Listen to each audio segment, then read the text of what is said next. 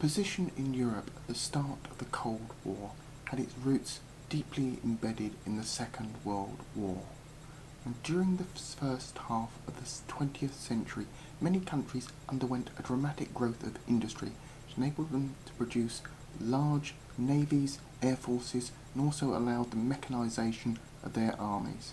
However, no country underwent a more dramatic change than Russia did, not only in its political system, but by switching from an agrarian, peasant workforce and army that was poorly resourced and motivated to, at the end of the Second World War, a well-trained, motivated and equipped armed force that was the equal of any in the world. And it was the location of these forces which had a significant impact on the beginning of the Cold War.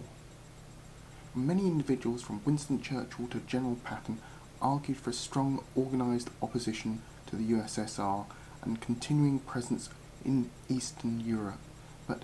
even though at the end of the Second World War many countries had large numbers of armed forces, most of them had economies that were in crisis due to the war, and they couldn't sustain that level of armed forces for much longer.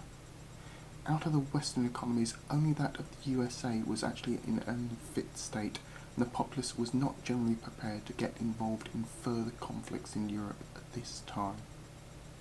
This meant, although the Western Allies were in control of the western and southern parts of Europe, because the Soviet armies had driven the Germans out of the captured lands in the east of Europe, they were able to influence the governments which formed in Albania, Poland, Hungary, Czechoslovakia, Bulgaria, and also in the eastern half of Germany.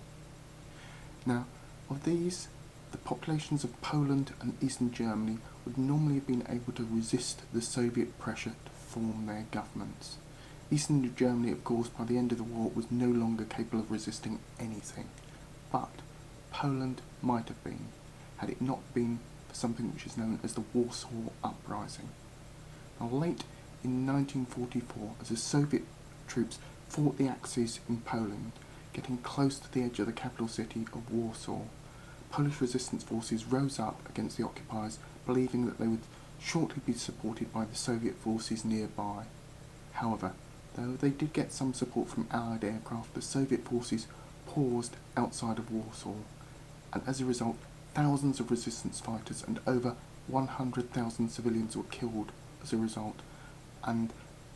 at the end there was no one left with the ability or will to resist the later occupation.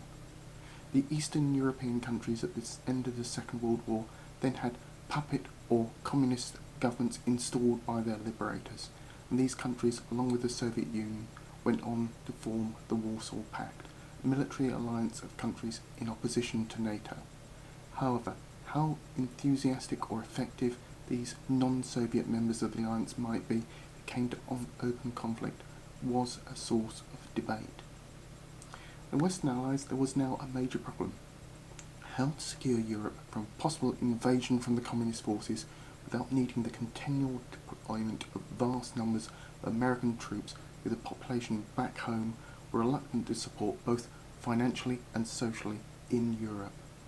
The answer came in the form of the Marshall Plan, which was named after the Secretary of State George Marshall. This saw vast amounts of money pumped into Western European economies in an attempt to rebuild their economies so that they, rather than America, would attempt to take over the burden of opposing further communist incursions into Europe and enable the Americans to withdraw their troops either back home or to be deployed into other regions of the world. So, in direct contrast to the Soviet policy, which was both initially on an individual and as a state level, they looted the occupied territories of goods and brought them back to Russia, whereas the Americans tried to redevelop Europe. There was, however, one area in which both the Russians and the Americans did loot Germany. At the end of the Second World War, Germany was producing the most advanced rockets in the world,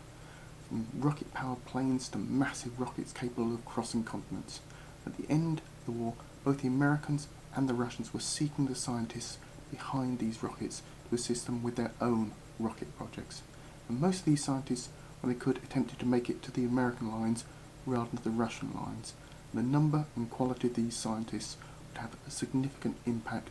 later on in the Cold War.